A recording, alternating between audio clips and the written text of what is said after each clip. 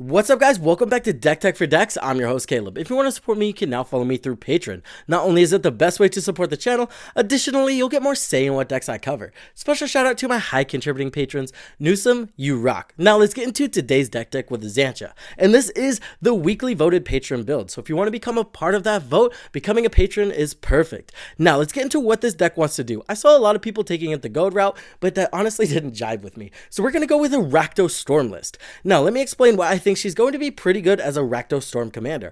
Rakdos storm does an amazing job at playing explosive spells that generate a ton of mana. The only problem is you have to find things to put that mana into. In a scenario where we don't get there, we don't get our Torment of Hellfire, we can just sink all that mana into Xantcha, killing our opponents and drawing us cards, getting us to, again, our impactful pieces that we need to end out the game. There's a lot of kind of pseudo hidden commanders in the deck, like Obnixilis is here. We're running Reckless Fireweaver's effect just because stuff like Seize the Spoils is going to be amazing. We get treasure tokens, it draws us through our deck, it adds to the storm function of the deck, and then if we have Obnixilis on the field, we're drawing into more cards and it gets kind of insane. Another thing we have is just beats as a strategy. We're going to run stuff like Dargo and then the Balrog, that way when we sack enough treasure tokens, we can just cast these for their color pips and start hitting our opponents. That way we do have a solid alternate way to win. This deck is just going to chip away at all of our opponents' life totals, and eventually we want to try to end the game either through beats or a Torment of Hellfire effect. So if that sounds like a deck tech you want to get into, let's get into it. Let's kick it off by talking about the storm aspect of the deck. We're going to start out with Birgi. This is going to be amazing for mana generation, and then even casting her for the backside is pretty useful if we have a ton of mana and not a lot of cards.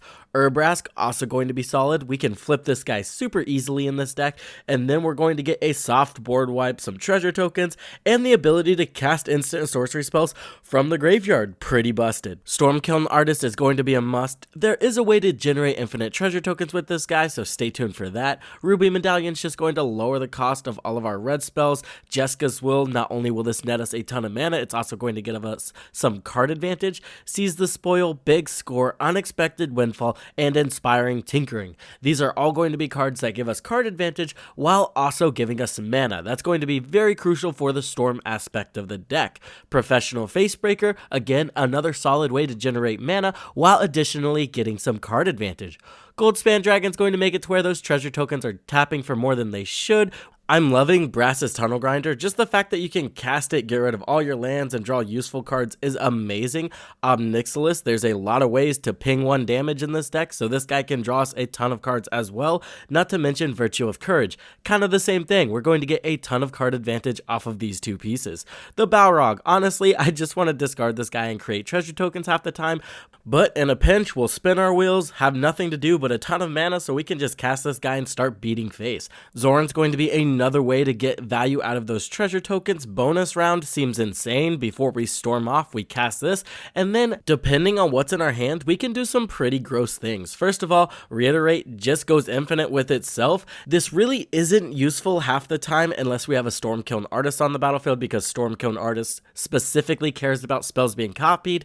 Realistically, you're probably copying something like an Unexpected Windfall or a Mana Geyser. Those can go infinite if you generate enough mana, right? With bonus round, we'll get 2 copies of Unexpected Windfall, and then we'll get 2 copies of Reiterate. We can easily pay for that buyback, and then just kind of generate infinite treasure tokens and draw our deck. Like I said, there's some crazy stuff we can do with this card. We also run Return the Past and Past in Flames. In case we spin our wheels, draw a lot of cards, cast a lot of spells, and get nowhere, we can just try again next turn, farther annoying our opponents. Another thing we'll need on top of drawing a lot of cards is explosive mana. Neheb the Eternal, Descent into Avernus, the Reaver Cleaver. We're even running stuff like Ancient Copper Dragon, Mana Geyser, Reckless Endeavor. First of all, Reckless Endeavor, super underrated. 9 times out of 10, you'll get one of those die that rolls high, and then you'll just generate a ton of treasure tokens and get a soft board wipe. Hit the Motherlode. I'm trying this one out, but I don't see how this isn't just going to be amazing. Now we can sink all of that mana into our commander for either more card draw or keep storming off. Moving on to the core of the deck, we do run Dargo and the Balrog, just a solid beat strategy shoved into a storm deck. I can't complain, right? We're playing Rakdos, might as well hit people with big things while we're casting a lot of spells. I'm also playing Mizzix's Mastery in this deck just because it has potential to do some insane things. Kazul's kind of like the propaganda of red. Don't attack me or I'm gonna get a 3/3 ogre that's then going to attack you. Mayhem Devil, Kessing Flame Breather, Thermo Alchemist, Firebrand Archer, Hedron Detonator, Reckless Fireweaver, and Electrostatic Field are all of our 1 damage pingers that combo amazingly with Obnixilis and the Red Virtue to get us a ton of card advantage. Mirkwood Bats also fits in this category and can be a game ender on its own. Song of Totentans can just generate a massive board state while giving all of our creatures haste. Oh, here, this is going to be another commander in the deck, right, that just benefits a ton off of those red cards that deal 1 damage to our opponents. Now they're suddenly taking 4. It is kind of a non-bow with Obnixilis, but again, you're piloting the deck. You have an opportunity to not play one if you have the other one. Hearthstone's going to be amazing. We can play this, and now we're going to be able to use our commander more efficiently to draw cards and kill our opponents. Faithless Looting is just some early game draw, gets those big bombs out of our hands and gets us into something useful. Blood Crypt is in the deck because we are running Orborg and Cabal Coffers just for some massive mana generation. Exsanguinate's going to be another solid game ender. Torment of Hellfire, again, just a solid card that ends the game.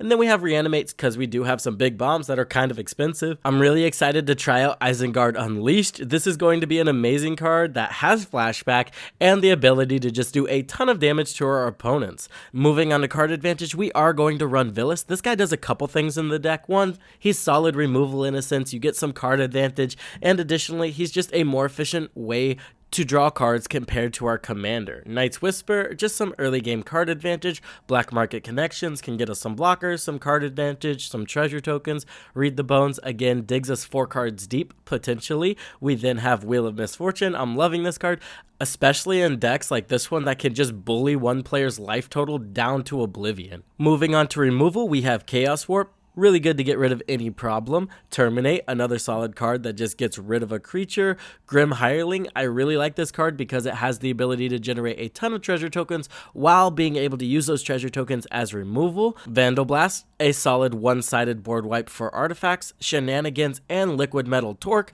Now, this does take a little bit of setup, but once these two are in your possession, you're going to feel like a god. You can remove creatures, enchantments, anything you want. All you have to do is turn it into an artifact, and then shenanigans will do the rest. Feed the Swarm, another solid way to get rid of creatures and enchantments, one of the only ways in Rakdos, honestly. Rolling Earthquake and Earthquake, these are going to be amazing because our game plan is kind of just make sure our opponent's life total is lower than ours, and then the Reckless Fireweaver's effects is going to make sure that happens. Then we can just Rolling Earthquake or Earthquake for the win, as long as, again, our life total is more than everyone else's, which is kind of the goal of the deck. I'm really excited to see what you guys think about this deck. Now, again, it was a head scratcher at first because I've been doing a little bit of gold decks lately, so I was like, I don't want to do another gold deck, and then this idea came to mind, and I was like, all right, I'm running with it. So again, let me know what you guys think about this deck in the comments down below. And then again, if you want to become a part of our weekly Patreon deck tech, link to the Patreon is down below. Last but not least, I would like to shout out my patrons, especially my high contributing ones. Newsome, Chicken Salad, Excessum, you guys are amazing. I appreciate all of you as well as all my other patrons. You really keep the channel going.